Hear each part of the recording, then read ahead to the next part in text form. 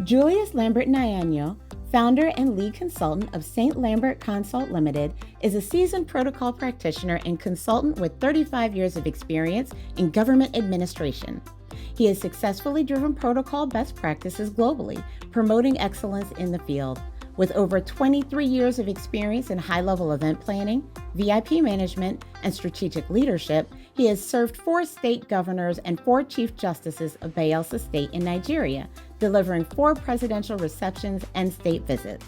He has published articles in renowned publications such as the World Protocol magazine and has delivered insightful lectures at prominent events, including the Global Protocol and Public Relations Conferences and the National Judicial Institute in Abuja, Nigeria. Currently, he holds key positions at the Association of Certified Protocol Practitioners in Nigeria, Counseling Association of Nigeria, and the Nigerian Institute of Public Relations. With a postgraduate diploma in industrial relations and personnel management and a master's degree in personnel psychology, he is also currently pursuing a PhD in applied psychology with a specialization in personnel psychology. He is a Rotary Gold Service and Rotary Vocational Service Awards recipient, a Paul Harris Fellow of Rotary International, a Fellow of the Institute of Management Consultants of Nigeria, and a Certified Management Consultant. Ladies and gentlemen, please welcome Julius Lambert Nyananyo. Good morning, good afternoon, good evening, wherever you're joining us from. Welcome to the World Protocol Matters Conference. Let me recognize our keynote speaker, His Excellency Dr.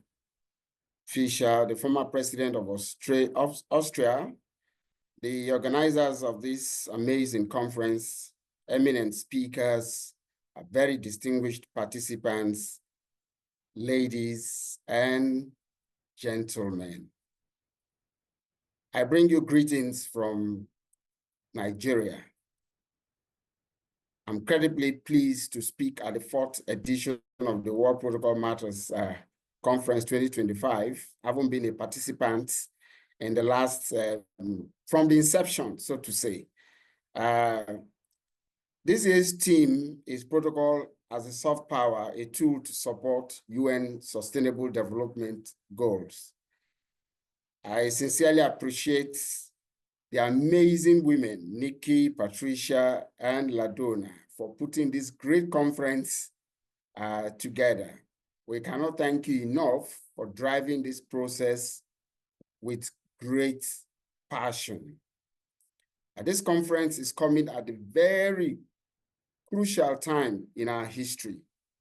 The last 5 years of the SDG 2030, which I believe can be a game changer for protocol practice in the developing world. I'm going to be speaking on the topic sustainable learning and development through professionalism, the protocol experience.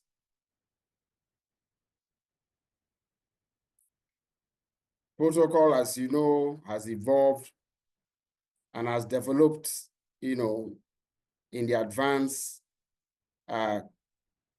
countries, but also not only in the advanced countries, but also in the developing countries.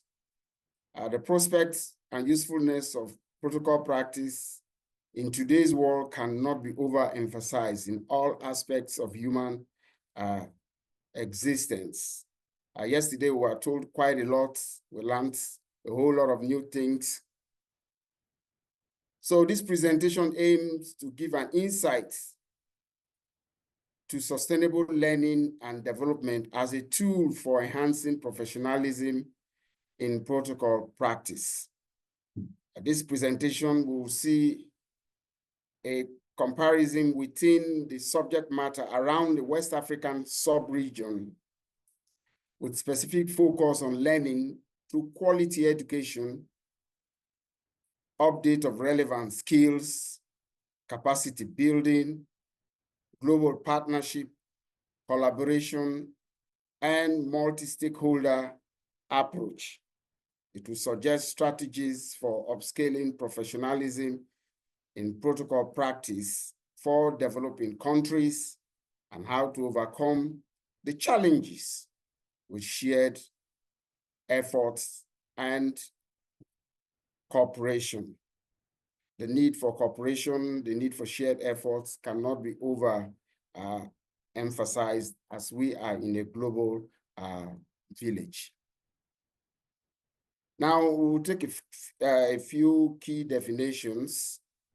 One, sustainable learning and development, which is a function within a profession that is responsible for empowering members' growth, developing their knowledge, skills, and capabilities to drive better performance so as to be exceptional in all that they do. Professionalism, according to the Merriam-Webster Dictionary, professionalism is the conduct, aims, or qualities that characterize or mark a profession or a professional person. It is a calling requiring specialized knowledge, often long, intensive training or academic preparations. So the need for professionalism is key in protocol practice. Now, what are these factors that will enhance professionalism? We're here to tell our story, particularly those of us from the developing world, how protocol practice has evolved in this part of the world. For us to enhance professionalism, there are 4 key factors. One, there is a need for a legal framework. Legal framework is a key factor that will accelerate a wider approach, especially within organizations,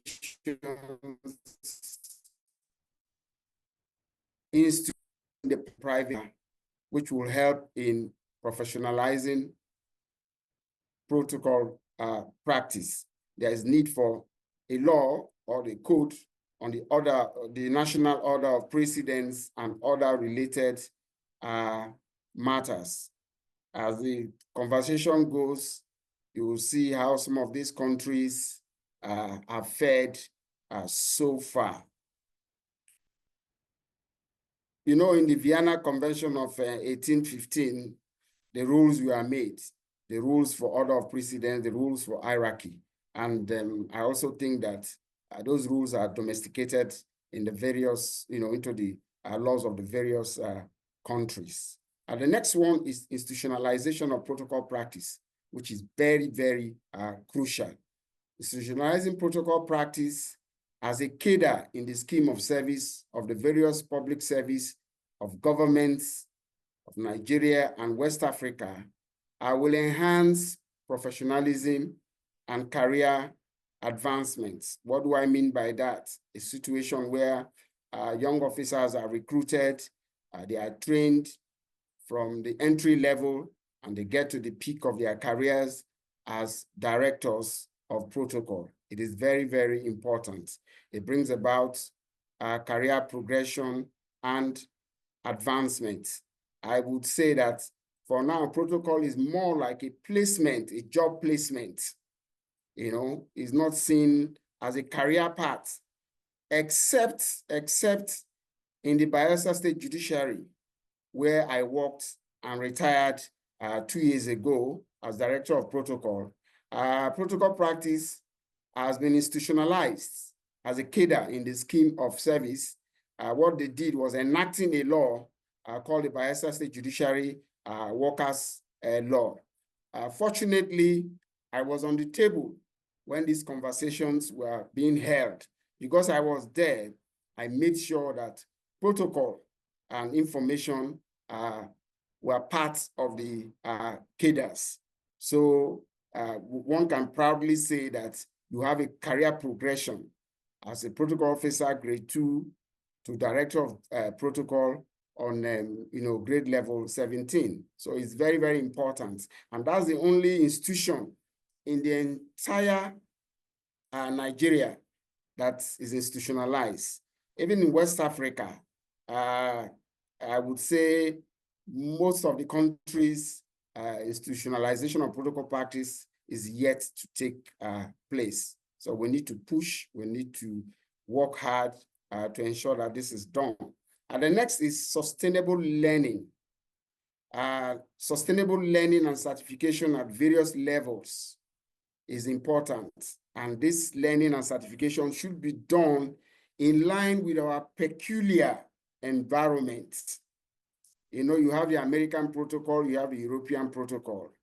I think we are going for the African protocol. Our practices might, protocol is universal, but our practices might be a little bit different from what is obtainable in America, Europe, and other parts of the world. So this training and the certification should be done in line with our peculiar environment. Training and certification are critical components for building best protocol practice that will be efficient and effective in implementing programs which will build professional self-confidence and competence that will enable practitioners respond to work ethics and challenges. So training and retraining is very critical in enhancing professionalism. Now, the next one is networking and professional development.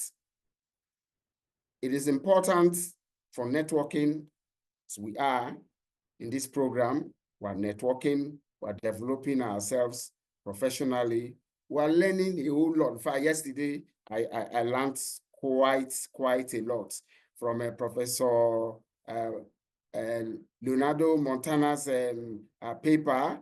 We learned quite a lot. And from all the other speakers, there are a lot of new things to learn. Dr. Elizabeth Colton, brought the issue of storytelling in protocol practice. It was amazing. The Silicon Valley stuff, it shows ingenuity and the spirit of resilience. Amy Michelle talked about the issue of respect and tradition. So quite a host of things we learned. Sports protocol, the issue of social sustainability. So there's need for networking. And for professional associations, we have started something in Nigeria, first of its kind in the West African sub-region. We have the Association of Certified Protocol Practitioners in Nigeria, which Adia Patricia Kenneth Divine was the founding president. It's an association of protocol officers from both the private and government public sector who've come together to promote protocol practice, to ensure that protocol practice is enhanced, to ensure professionalism, and to get to the point of enacting a law that will guide protocol practice in Nigeria. We're moving forward. We're doing our best to ensure that all these things are done. So members, practitioners are encouraged to be part of professional associations. Alumni associations, very important, very critical. Like the ICPD, they have an alumni association, the Washington School of Protocol, and all other protocol institutions. Unless I forget, in terms of professional association, there's one prominent one, the one based in America, Protocol and Diplomacy International, Protocol Officers Association, very vibrant, that cuts across the entire world. I know a lot of Nigerians are also members of that association. Hopefully, ACCPN will get there. We'll get there soon. So there's need for alumni association to network and learn from each other. The need for global partnership and collaboration is also important. Global partnership and collaboration is key. It stresses the importance of partnership amongst, the various sectors, government, civil society, and key actors, I would say, in the protocol industry. Very important. We need to collaborate because No one is an island. We need to help each other to ensure that this profession gets to the desired level. There is need for multi-stakeholder approach. SDG 17, recognizes that achieving the SDGs requires a broad range of partners to share knowledge, expertise, and resources. So it is key. These factors will help us to enhance professionalism. Now, a quick one, just sample of weakness and strengths of, in some countries in West Africa, how protocol practice has fared. In Sierra Leone, there is no law governing the National Order of Precedence. Protocol practice is not institutionalized as a career in the scheme of service in the public sector. So we will say that protocol is still like an all-comers, affair. So we need to do something about it. In Nigeria, there is no law as of now governing the order of precedence, but there is a document that has served as a guide to the National Order of Precedence. Protocol practice has not been institutionalized in the public, in the scheme of service of the Nigerian public service, except, like I did mention, the Bayelsa State Judiciary in the southern part of Nigeria, which has institutionalized the practice of protocol by way of lawmaking. Ghana, yes, Ghana has a law covering the order of national precedence. In fact, that law is embedded in the Ghanaian constitution. Chapter 8 of that constitution deals with national order of precedence. However, protocol practice is not institutionalized in the scheme of service of the Ghanaian public service. Benin Republic has a law governing the order of national precedence, I think since 1990. The law was enacted in 2006 and part of the 1990 Constitution. It's a sweet one to mention that protocol practice is institutionalized as a career in the public service of Benin Republic. Thumbs up to Benin Republic. They are like #1, I would say, in the West African sub-region. Côte d'Ivoire. Côte d'Ivoire has no law governing the National Order of Precedence, but there is a code that serves as a guide. Protocol practice has not been institutionalized in the public service. Burkina Faso has a law governing the order of precedence. Kudos to Burkina Faso. However, protocol practice has not been institutionalized in the public service in Burkina Faso. So now the SDGs and protocol practice, how does it align? How can we benefit from the SDGs? Sustainable learning and development is an expected outcome when protocol practice aligns with, I'll particularly take two of the goals. Goal 4 of the SDGs talks about quality education. It canvasses quality education. There is need for quality education at the technical, at the vocational, and at the tertiary level. By this, we need to see courses in protocol at vocational level or at the tertiary level, as it is in other parts of the world. Like my dear friend, Dr. Nicoletta, that has a PhD in sports protocol. So we need such things to enhance professionalism. And Goal 4 is pushing for quality education by the year 2030. Goal 4 also talks about the constant update of relevant skills. You cannot overemphasize the constant update of relevant skills in any profession, particularly in our protocol practice. We need constant updates of relevant skill. Protocol has evolved. New things are evolving, so we need to be updated. The Goal 4 also talked about education for sustainable development and global citizenship. As practitioners we are global citizens because protocol is universal. It talks about human rights, cultural diversity, which is very key and critical in protocol practice. Cultural intelligence is key. Gender equality, the need to promote women in protocol practice, women in diplomacy. We heard so much about it yesterday. And also imbibing the culture of peace and non-violence, because we are the unseen heroes, the silent ambassadors that shapes, negotiations before the actual actors comes to sit on the table. So SDG 4 will do a great deal to that effect. Now, SDG 17, which is like the mother of all the goals. Here it talks about global partnership. Global partnership is very, very important. Like I said, it stresses the need for partnership among governments, among the key actors in the private sector, civil society, and all the rest. So partnership is key. We need to collaborate. All the various protocol organizations coming up, we need to collaborate. No one should see himself as an island. We need to work together to ensure that we take this dear profession to the desired height. Capacity building. Here it talks about providing technical assistance and training to developing countries to build their capacities in various areas. It is very, very important.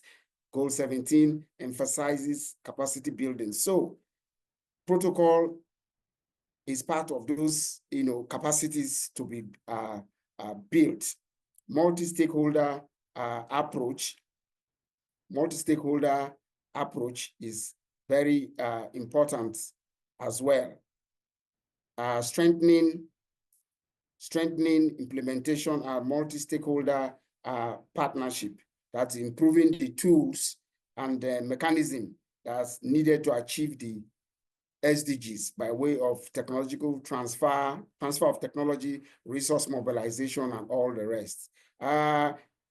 Stakeholder partnership is important. We're talking about encouraging all the collaborators, to address the challenges. I did say in my introduction, there's need to see how we can overcome the challenges with shared efforts and cooperation. So Goal 17 tells us that we need so much to do in that regard.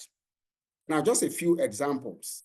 The World Bank and the SDGs.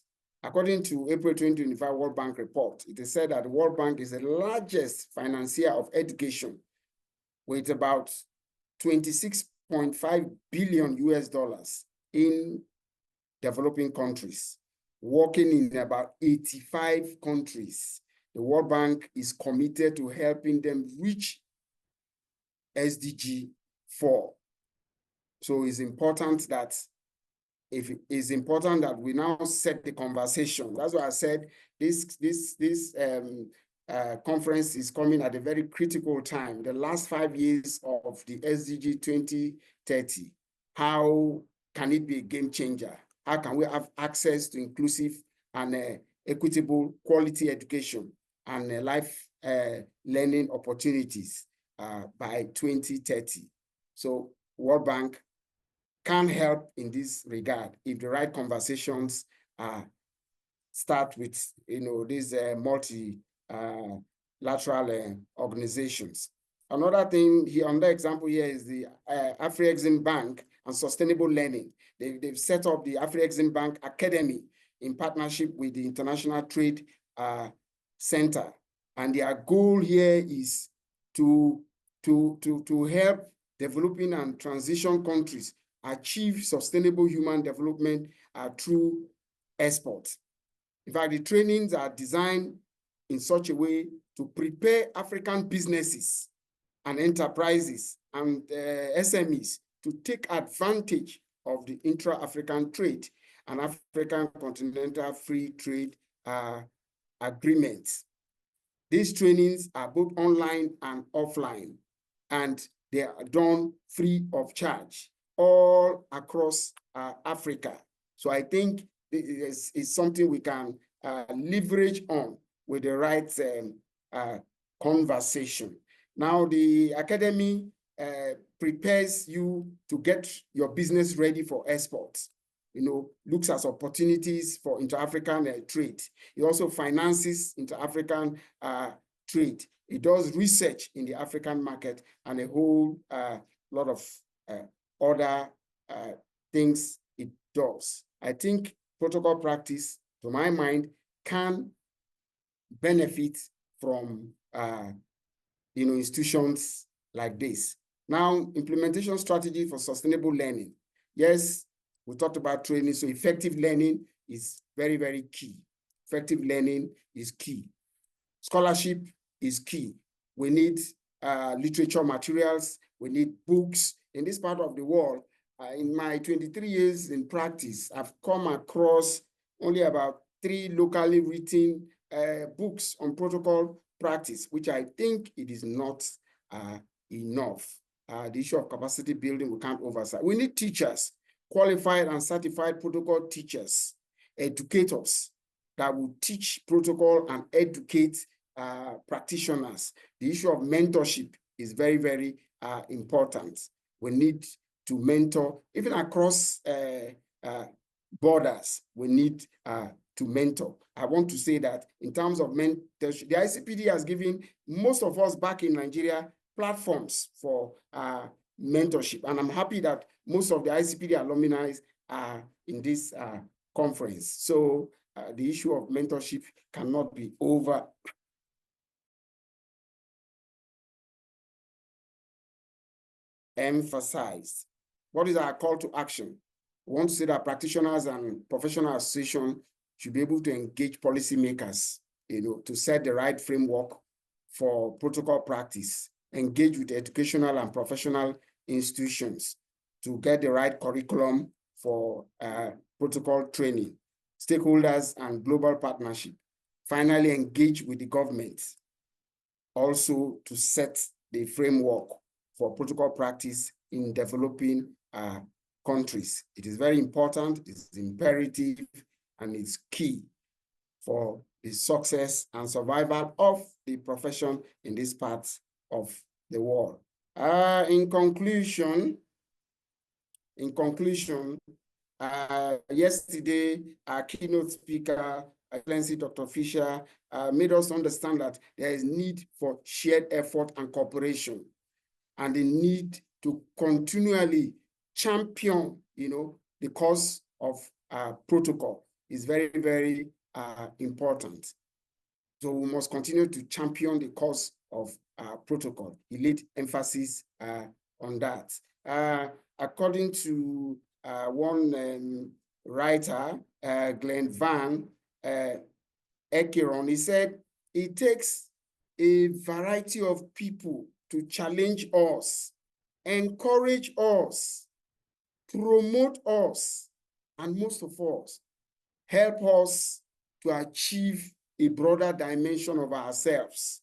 So we need to come together as practitioners to help ourselves to be able to achieve a broader dimension of protocol practice in the developing world and also in the developed world, cutting across all barriers.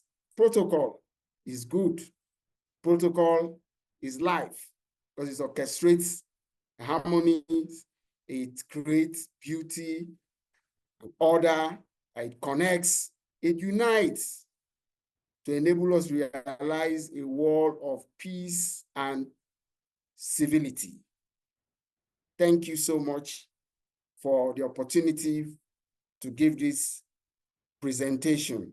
My handles are there. I'm on LinkedIn, my email, my WhatsApp address, and my Instagram handle are all there. We can connect so that we can network, share ideas, benefit, and gain from each other. Thank you so much. If there are questions or comments, we will take them. Thank you so much.